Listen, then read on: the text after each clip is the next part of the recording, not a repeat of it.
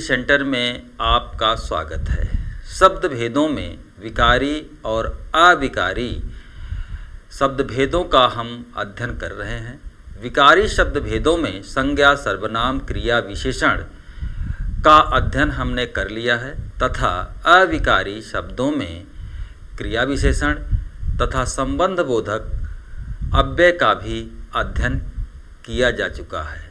आज हम जिस अव्यय का अध्ययन करेंगे वह है समुच्चय बोधक अव्यय। तो आइए हम देखते हैं कि समुच्चय बोधक अव्यय क्या हैं। तो समुच्चय बोधक अव्यय वे अव्यय शब्द हैं जो दो शब्दों, वाक्यांशों या वाक्यों को जोड़ने का काम करते हैं। जैसा कि समुच्चय शब्द का अर्थ ही होता है जोड़, इस तरह से दो शब्दों को, दो वाक्यों को और दो उपवाक्यों को जोड़ने का काम जो अव्यय करता है उसे समुच्चय बोधक अव्यय कहते हैं। तो जो समुच्चय बोधक अव्यय हैं वे हैं तब, और, वरना, किंतु, परंतु, लेकिन, बल्कि, इसलिए, ताकि, क्योंकि अथवा अन्यथा। उदाहरणों के माध्यम से हम इसे समझने का प्रयास करते हैं। वह खाना खाया और सो गया। यहाँ पर एक वाक्य है वह खाना खाया और दूसरा उपवाक्य है सो गया। इन दोनों को जोड़ने का जो अव्यय काम कर रहा है वह है और। यह और समुच्चय बोधक अव्यय है। दूसरा उदाहरण है कि उसने बहुत समझाया लेकिन किसी ने उसकी बात नहीं मानी। यहाँ पर दो वाक्यों को जोड़ने का काम लेकिन शब्द कर रहा है और लेकिन शब्द एक अव्यय है। यह जिस अव्यय के अंतर्गत यहाँ आता है वह है समुच्चय बोधक अव्यय। जो समुच्चय बोधक अव्यय है उसके मुख्यतया दो प्रकार हैं। पहला जो प्रकार है वह है समानाधिकार समुच्चय बोधक अव्यय और जो दूसरा प्रकार है वह है व्यधिकरण समुच्चय बोधक अव्यय। तो हम देखते हैं कि समानाधिकरण समुच्चय बोधक अव्यय क्या है। समानाधिकरण समुच्चय बोधक अव्यय वे अव्यय शब्द हैं जो दो या दो से अधिक समान शब्दों, समान वाक्यांशों या उपवाक्यों या वाक्यों को जोड़ने का काम करते हैं। वे शब्द समानाधिकरण समुच्चय बोधक अव्यय कहे जाते हैं। समानाधिकरण का अर्थ ही होता है कि दो समान शब्दों के बीच जोड़ने वाला अव्यय समानाधिकरण अव्यय है। जो समानाधिकरण समुच्चय बोधक अव्यय होता है वे जिन दो वाक्यों, शब्दों या उपवाक्यों को जोड़ने का काम करते हैं वे सभी प्रधान होते हैं या मुख्य होते हैं। जो समानाधिकरण समुच्चय बोधक अव्यय है वह हैं और, एवं, तथा, अन्यथा, परंतु, किंतु, लेकिन, इसलिए, अतः, तो आदि। उदाहरण के माध्यम से समुच्चय बोधक अव्यय को समझते हैं। उदाहरण है शकीला खड़ी थी और सुशीला बैठी थी। यहाँ पर दो वाक्य है। पहला है शकीला खड़ी थी और दूसरा है सुशीला बैठी थी। ये दोनों समान और मुख्य वाक्य हैं। इन समान और मुख्य वाक्यों को जोड़ने का काम जो अव्यय कर रहा है वह है और। तो यहाँ पर और जो शब्द है यह समानाधिकरण समुच्चय बोधक अव्यय है। दूसरा वाक्य है कि ऋचा गाएगी तो आयुष गिटार बजाएगा। तो यहाँ पर जो ऋचा गाएगी वाक्य है इसको तो शब्द आयुष गिटार बजाएगा से जोड़ रहा है। तो यहाँ पर तो जो अव्यय है यह समानाधिकरण समुच्चय बोधक अव्यय है। रोहित ने मेहनत की परंतु सब बेकार हो गया। रोहित ने मेहनत की परंतु सब बेकार हो गया को जो शब्द जोड़ रहा है, जो अव्यय जोड़ रहा है वह है परंतु। तो यहाँ पर परंतु किस प्रकार का अव्यय है? समानाधिकरण समुच्चय बोधक अव्यय। तो जो समानाधिकरण समुच्चय बोधक अव्यय होता है यह भी जो है कई तरह का होता है। तो आइए हम देखते हैं कि समानाधिकरण समुच्चय बोधक अव्यय के प्रकार कौन कौन से हैं। जो समानाधिकरण समुच्चय बोधक अव्यय हैं उसके मुख्य रूप से ये 4 भेद या 4 प्रकार हैं, जिसमें पहला है संयोजक। संयोजक का मतलब होता है कि जोड़। दूसरा है वियोजक। वियोजक का तात्पर्य होता है अलग करना। तीसरा है विरोध। विरोध का मतलब है कि ऐसा अव्यय जो विरोध के भाव को प्रकट करता हो। और चौथा है परिणाम, जो कार्य कारण पर आधारित हो, वह परिणाम वाचक समानाधिकरण समुच्चय बोधक अव्यय होता है। तो अब हम एक एक को समझते हैं। पहला जो संयोजक समानाधिकरण समुच्चय बोधक अव्यय है, यह अव्यय जो है शब्दों को, वाक्यों को या वाक्यांशों को परस्पर जोड़ने का काम करते हैं। जैसे तथा, एवं, व, भी और आदि। उदाहरण है कि आम और केला दोनों फल हैं। यहाँ पर आम और केला को जो अव्यय शब्द जोड़ रहा है और, तो यहाँ पर और जो है यह संयोजक समानाधिकरण समुच्चय बोधक अव्यय हुआ। ख है वियोजक या विभाजक या विकल्प समानाधिकरण समुच्चय बोधक अव्यय। वे अव्यय शब्द जो शब्दों को, वाक्यों को, वाक्यांशों, उपवाक्यों को विकल्प प्रदान करता है, या यह दो शब्दों, वाक्यों, उपवाक्यों के बीच अलगाव का भाव प्रकट करता है, तो वह वियोजक या विभाजक या विकल्प बोधक समानाधिकरण समुच्चय बोधक अव्यय कहा जाता है।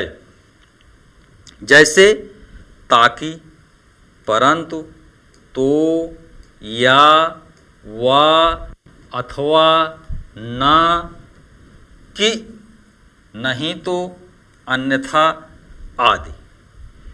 उदाहरण है कि तुम काम करोगे अथवा पढ़ाई करोगे। तो यहाँ पर विकल्प अथवा शब्द जो है यह काम करने और पढ़ाई करने के बीच विकल्प प्रदान कर रहा है, दोनों को अलग कर रहा है, इसलिए यह वियोजक या विकल्प सूचक समानाधिकरण समुच्चय बोधक अव्यय हुआ। अगला है कि विरोध मूलक समानाधिकरण समुच्चय बोधक अव्यय। तो यह अव्यय दो शब्दों, दो वाक्यों, दो उपवाक्यों में विरोध प्रकट करते हुए उन्हें परस्पर जोड़ने का काम करते हैं। जैसे किंतु, परंतु, लेकिन, मगर, पर, वरन आदि। उदाहरण है कि सोहन घर गया किंतु पहुंचा नहीं। तो यहाँ पर सोहन तो घर गया लेकिन पहुंचा नहीं, परस्पर किंतु शब्द विरोध प्रकट कर रहा है। तो यहाँ पर जो किंतु अव्यय है यह विरोध मूलक समानाधिकरण समुच्चय बोधक अव्यय हुआ। अगला जो है वह है परिणाम मूलक समानाधिकरण समुच्चय बोधक अव्यय।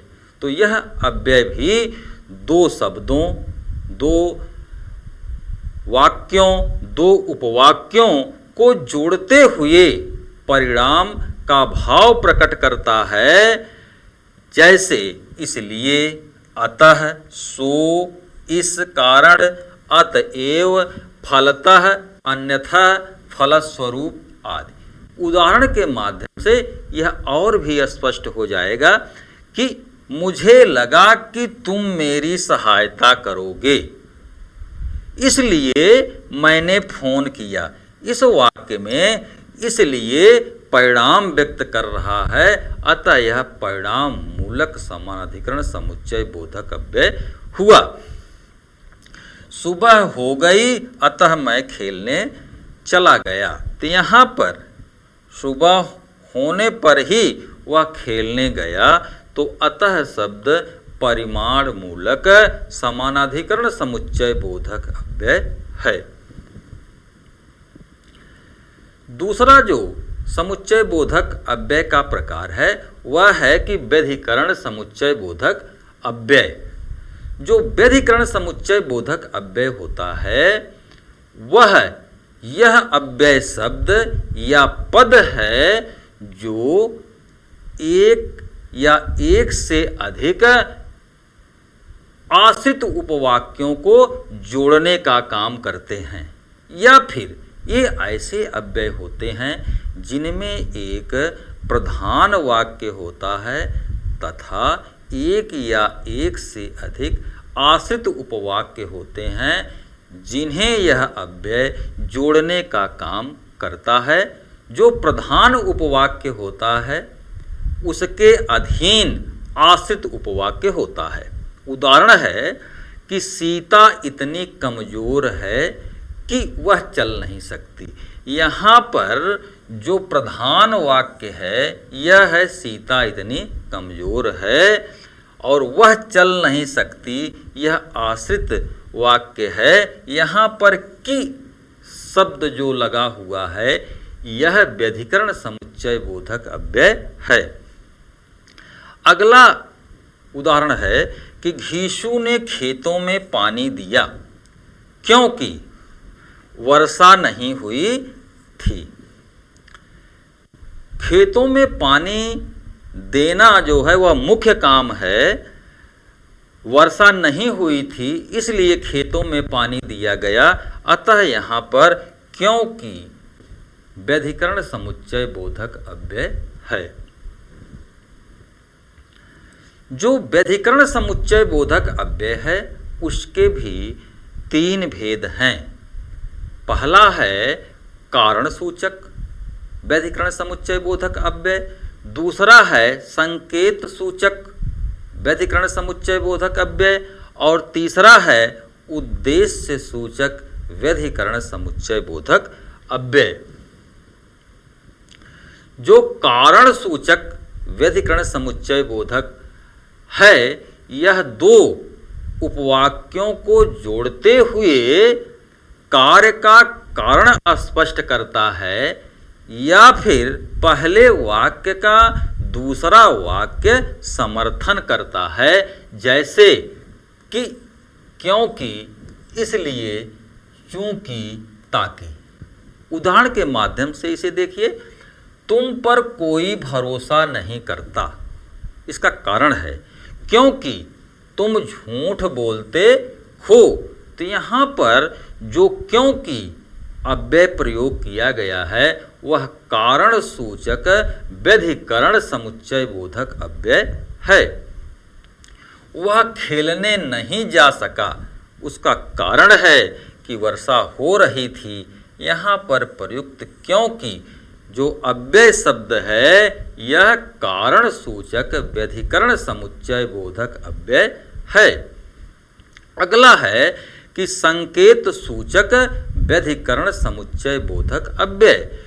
तो पूर्व वाक्य की घटना से उत्तर वाक्य का इसमें संकेत मिलता है।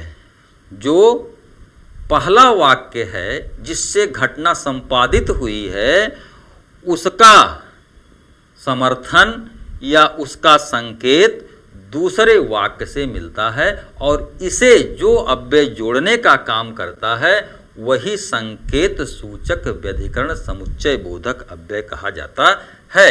जैसे कुछ बनना है तो स्कूल जाओ, तो यहाँ पर अगर कुछ बनना है तो कहाँ जाओ? स्कूल जाओ। तो इससे जो है स्कूल जाओगे तभी कुछ बन सकोगे, ऐसा संकेत मिलता है। इसलिए यहाँ पर तो शब्द जो है या संकेत मूलक व्यधिकरण समुच्चय बोधक अव्यय हुआ। अगला है यदि उसे काम नहीं मिलेगा तथापि वह चला जाएगा। काम यदि मिलेगा तो काम करेगा, नहीं मिलेगा तो चला जाएगा। तो यहाँ पर वह चला जाएगा, इस बात का संकेत मिल रहा है कि यदि उसे काम नहीं मिलेगा। तो यहाँ पर तथापि जो है वह संकेत सूचक व्यधिकरण समुच्चय बोधक अव्यय हुआ। तीसरा स्वरूप सूचक व्यधिकरण समुच्चय बोधक अव्यय। तो ये जो स्वरूप व्यधिकरण समुच्चय बोधक अव्यय है, यह जो वाक्य है उसमें जो मुख्य वाक्य होता है उसका यह अव्यय अर्थ स्पष्ट करता है। जैसे यानी कि, अर्थात, मानो। उदाहरण है कि वह इस तरह डर रहा है जैसे उसने चोरी की। यह मुख्य उपवाक्य डरने को ज़्यादा स्पष्ट कर रहा है कि डरने का जो कारण है चोरी है। अमर ने कहा कि वह आज जल्दी उठेगा। तो इस वाक्य में कि जो है वह भी स्वरूप सूचक व्यधिकरण समुच्चय बोधक अव्यय है। चौथा है उद्देश्य सूचक व्यधिकरण समुच्चय बोधक अव्यय। जैसा कि शब्द से ही पता लगता है कि इसमें वह अव्यय दो उपवाक्यों को जोड़कर कार्य के उद्देश्य को प्रकट करता है, तो वह उद्देश्य मूलक व्यधिकरण समुच्चय बोधक अव्यय होता है। जैसे ताकि, जो, कि, इसलिए आदि। उदाहरण है कि वह मेरे पास इसलिए आया था कि ताकि सहायता पा सके। यहाँ जो ताकि शब्द है वह उद्देश्य सूचक है। खूब मन लगाकर पढ़ो ताकि पास हो सको। तो यहाँ पर जो ताकि शब्द है वह उद्देश्य सूचक व्यधिकरण समुच्चय बोधक अव्यय है। धन्यवाद।